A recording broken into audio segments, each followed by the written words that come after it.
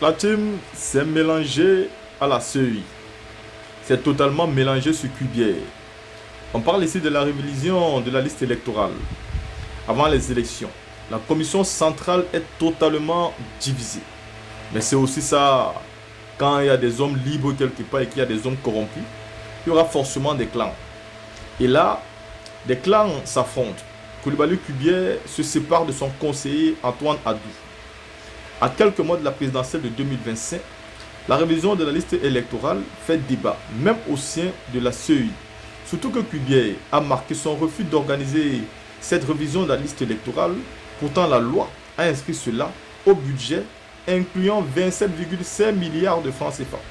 Alors, la question qu'on se pose est de savoir pourquoi M. Coulibaly Cubière s'oppose à la révision de la liste électorale. Donc, la liste électorale est donc prête, si on veut bien comprendre. La majorité des Ivoiriens pensent que la liste électorale n'est pas prête.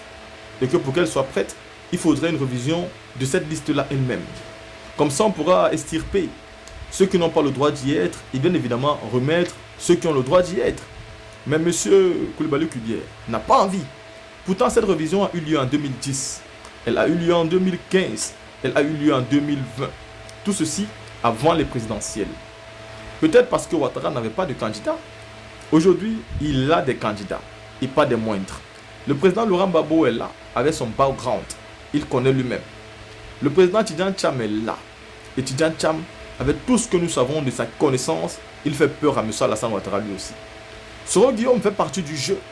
Pascal Afingessa, qui semble aujourd'hui déterminé à en découdre, fait également partie du jeu. Simon Yves Barbou est là. Tous veulent jouer. Il suffit d'une simple petite entente dans l'opposition. Ouattara sauterait en un temps deux mouvements. Alors, la révision de la liste électorale devient une nécessité pour l'opposition et devient une grosse erreur pour le parti au pouvoir. Coulibaly Cubière, faisant partie du clan au pouvoir, n'est donc plus un homme indépendant, mais il est plutôt dépendant des finances de M. Alassane Ouattara. Selon certaines sources et nos indiscrétions, la commission centrale de la CEI aurait tenu une réunion le jeudi 30 janvier dernier pour voir la conduite à tenir.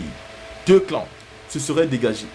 L'un qui demandait que la CEI organise le plus rapidement possible la révision de la liste électorale pour les élections de 2025, dans le respect de la loi et surtout pour contenter les millions d'Ivoiriens non encore inscrits, et l'autre clan pour novembre ou décembre 2025 après la présidentielle.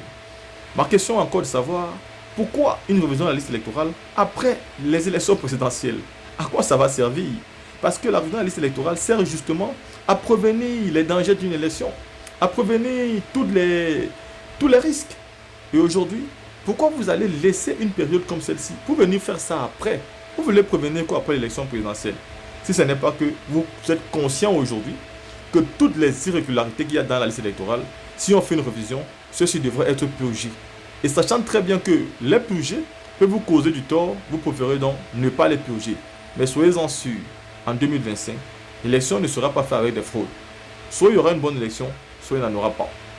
On apprendra plus tard, par la même source, qu'à l'issue de ce débat tendu entre ces deux clans, un noka de la CEI aurait perdu son poste. Que nous réserve donc la CEI? Va-t-elle nous servir une autre crise électorale? Veut-elle brûler la Côte d'Ivoire une bonne fois pour toutes? Moi ici, en tout cas, je n'ai qu'une seule réponse. Oui, la CEI veut brûler la Côte d'Ivoire.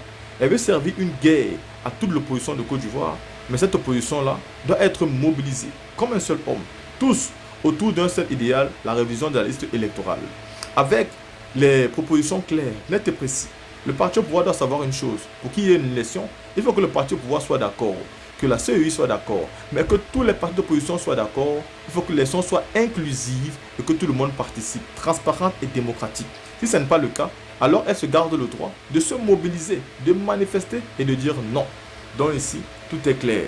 À côté de ça, la team, nous avons écouté Marius Komoué concernant l'éligibilité et l'inscription du président Laurent Gbagbo sur la liste électorale. Il dit qu'il demande pardon au président Alassane Ouattara. Il dit bien, je cite, je le dis et je répète, qu'il fasse preuve de magnanimité, qu'il accorde son pardon. Il a lui-même vécu une situation similaire où deux régimes l'ont empêché d'être éligible et d'avoir son nom sur la liste électorale. Il sait ce qu'il a ressenti et connaît les souffrances que cela engendre. On dit que M. Babo a été condamné à 20 ans de prison pour un braquage, alors même qu'il n'en est pas l'auteur. L'auteur principal a été amnistié, les co-auteurs également, sauf lui. Pourquoi? Quelle est cette justice? Soyons sérieux. Remettez son nom sur la liste électorale. Allant aux élections, ce n'est pas parce qu'il est inscrit qu'il a déjà gagné. C'est ma position en tant qu'intellectuel, en tenant compte du traitement qui lui a été réservé et de la décision judiciaire. Le même Koné Katina, qui a été l'auteur principal du braquage, a été amnistié. Gilbert Marine Bouaki, alors Premier ministre au moment des faits, a aussi été amnistié.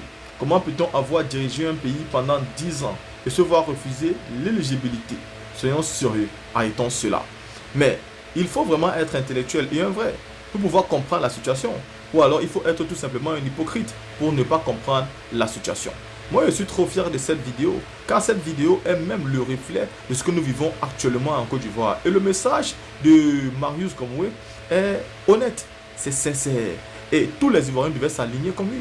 Mettez le nom du président Laurent Gbagbo, ça ne signifie pas qu'il a gagné, mais n'ayez pas peur de l'affronter, car ça signifie qu'il a vraiment gagné.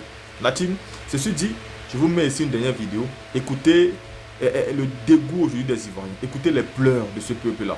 Mais la seule chose que j'ai encore à leur dire, le président Babo est là, mobilisez-vous et tout peut changer en 10 mois. On a dit au maire que le Libanais attend devant nos magasins. Le maire nous a dit que le Libanais n'a pas de droit. On dit qu'il a pris des postes pour venir placer. Le maire a dit que lui ne sait pas, que le Libanais ne peut pas vendre nos magasins et que les gens vont venir placer porte. Voilà. Si les gens viennent, on arrête de placer porte. Voilà, mais que si c'est le Libanais qui vient, il doit placer tous les portes et puis on va s'asseoir, on va discuter. Oui. Nous, on était ici. Ahmed Aïda a vendu les magasins des gens, ils ont envoyé des postes qui vont placer, nous avons révisé. Aujourd'hui, on nous envoie une autorisation du maire, qui n'est pas le sol du maire. Le maire n'est pas un promoteur. Le maire a envoyé une autorisation de venir placer les 5 portes. Je demande à tous les magasiniers, laissez nos cas passer tous les 5 portes. Le jour le maire va dire que les gens au pays qui vont rentrer dans nos magasins, le maire va nous tuer, nous tous ici, avant que les gens vont rentrer dans nos magasins. Si le maire a vendu les magasins, si le promoteur, il a donné autorisation, je le dis et je le répète, si le maire a donné autorisation de venir placer les portes pour protéger son ami libanais en disant que le maire de la commune d'Adjamé dit que c'est lui qui a autorisé de venir placer les portes, laissez-nous placer les 5 portes. Mais nous attendons le maire de venir dire qu'il a vendu nos magasins, que les gens n'ont qu'à rentrer dedans. Ce jour-là, le maire va nous tuer, nous tous ici. On ne va pas accepter, les gens, le maire va vendre nos magasins à des gens ici. On ne peut jamais accepter. Ils n'ont qu'à dire au maire que moi, j'ai dit ça. On ne va jamais accepter. Je demande à tout le monde, restez. Je suis le vice-président des jeunes magasiniers à Djamé Nord, Pharmacie Agman. Laissez le maire placer ses magasins.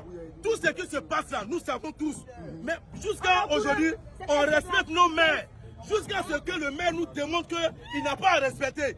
Nous allons le respecter. Rentrez chez vous ici, laissez nos gars placer les portes.